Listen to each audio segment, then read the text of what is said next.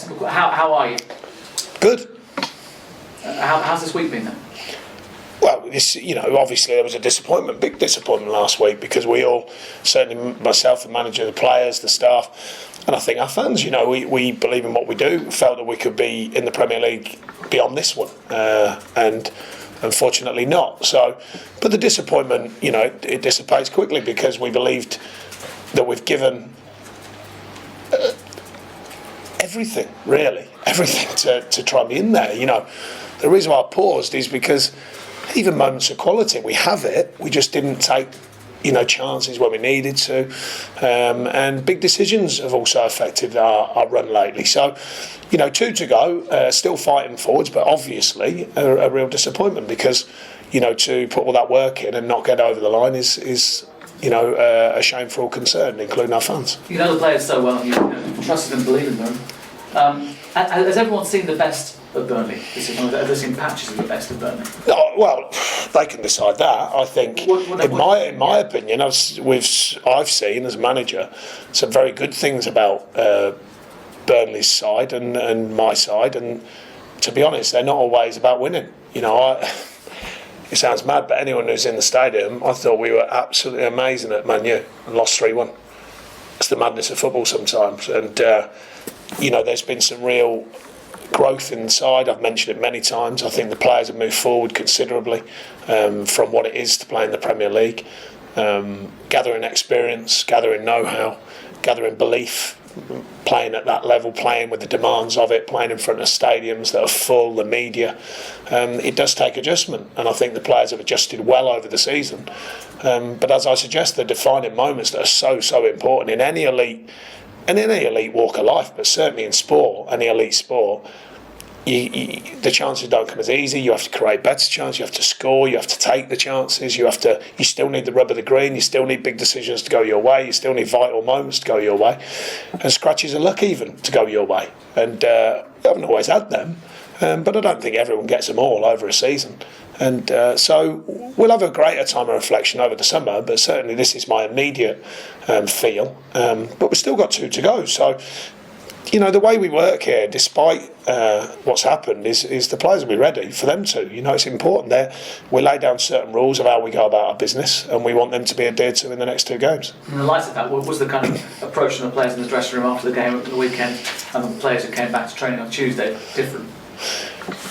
Well, I think by Tuesday, we gave Monday off to shake it off, because life goes on. It's nothing to be, our situation, I don't feel, is anything to have overthought. It's nothing to be thinking anything other of than making sense of it, than what we've learned, the growth on the pitch, the growth off the pitch in the club, all of the things that go towards attempting to get the job done, and it was always from the outside deemed, the impossible, and our job's to make it possible. And I think we've margins away from doing that, and that's the disappointment. But by Tuesday, you shake it off, you're ready to go again, because that's what this job's about. You get hit on the chin, you bounce off the ropes, you have to come back for more. But along the way, obviously a natural question for us to ask fans is, where did you see it going wrong? And then they'll come back and say, well, there wasn't money spent in January, or enough money spent, or maybe the games against Palace and West Brom were just 2-goal leads. It's always the balance. What goes wrong, what went right. How do you find that balance? Because there's so many things that went right. And the defining moments, it's quite simple as that. And money can help, but money can't conquer everything. It helps with most things in all walks of life, but it can't conquer everything. And to be honest, the moments of truth that came, I think the players here have ability, and sometimes that was just lacking at that moment. And that's an ability in itself, don't get me wrong, to have that mental clarity, that technical ability to deliver at that moment.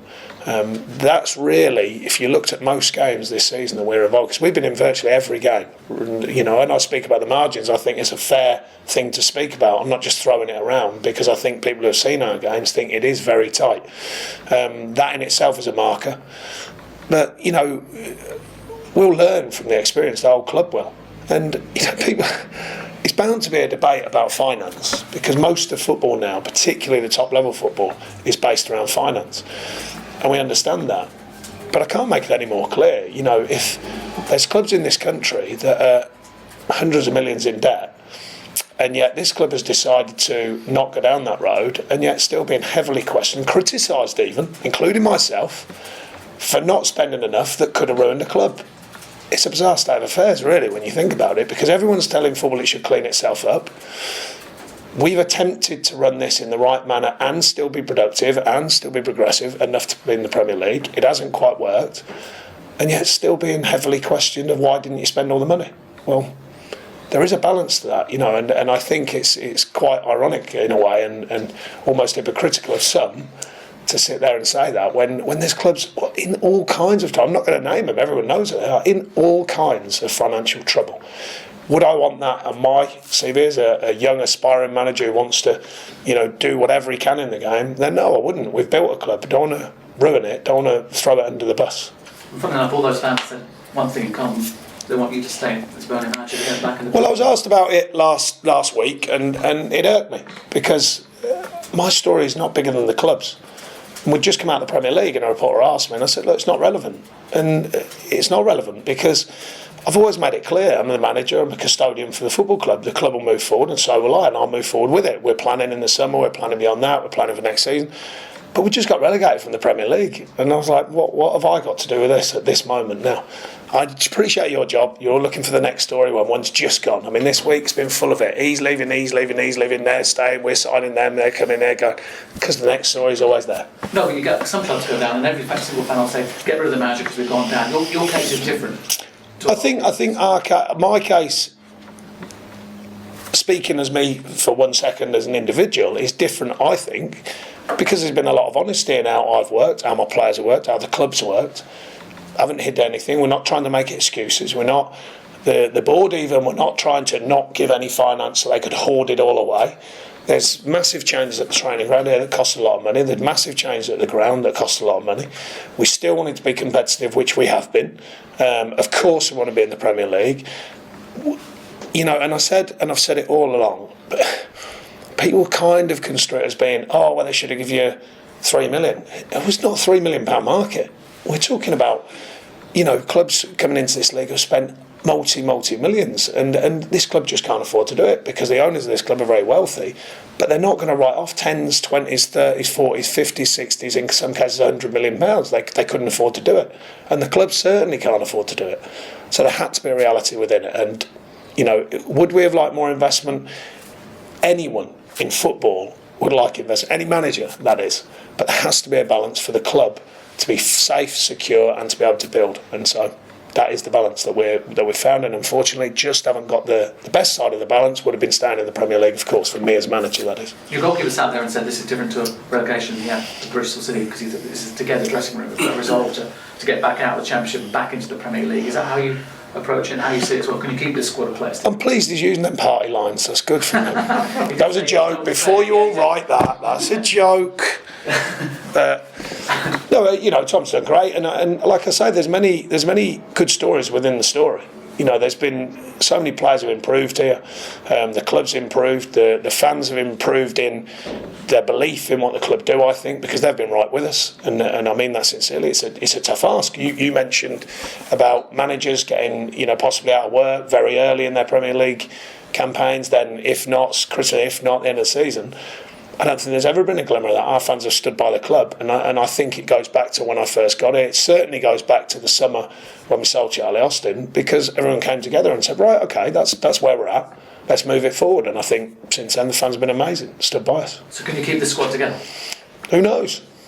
Simple as that. There's no point in me saying. You must have a feeling. We're everyone's under contract, barring 2 or 3, which is great. They're very motivated. That's for sure. They've been motivated all season. That's what we intend to do. But you've got to be reality bound within football. And I'd be amazed if there's not people sniffing around and there's not predators. But then again, we'll be doing that to others. No. Just nature of the job. The situation is inevitable. Perhaps then the Danny Ings won't be here. Can you tell us anything? I can't say any more than you've written about already. No. There are clubs that are interested, I'm sure. They'd have to do something. If they don't do anything, then it'll be his choice whether he leaves. And if he leaves, it'll go to tribunal. All the things you already know. So there's no other story than that. And have you always had a wish list where if we're going to stay in the Premier League, right, those players I'd like Messi? Yeah, no, I know. But well, did you know? How did you know? Well, I thought it was secret that I was Messi, but you knew. People might want Messi. Interesting.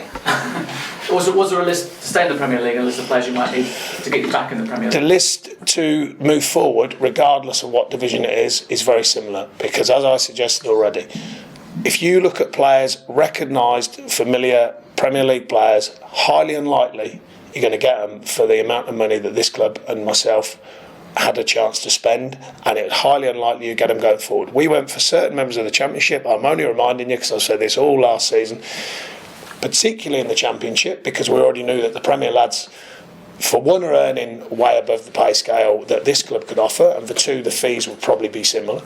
And even the Championship players, because some of them clubs have got backers who are bankrolling them clubs to tens and tens of millions of pounds a year, they ask for absolutely massive fees. And probably the catalyst for all of that was probably McCormack's deal.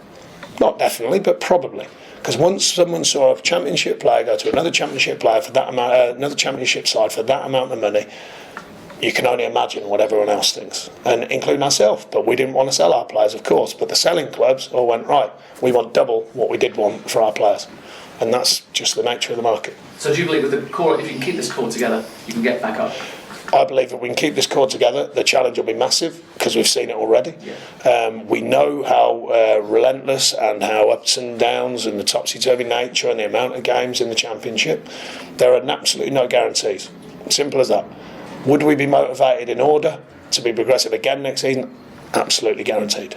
That is the guarantee. A Stoke somewhere Burnley might be, if everything goes to plan, it comes back up, stability, a bit of money in the coffers. Well, even Stoke, I mean, they're a very wealthy backer who's done amazing things for that club, but they've earned the right under Tony, managed to stay in there, managed to stay in there again, managed to stay in there again and again, and then, built a different animal. And,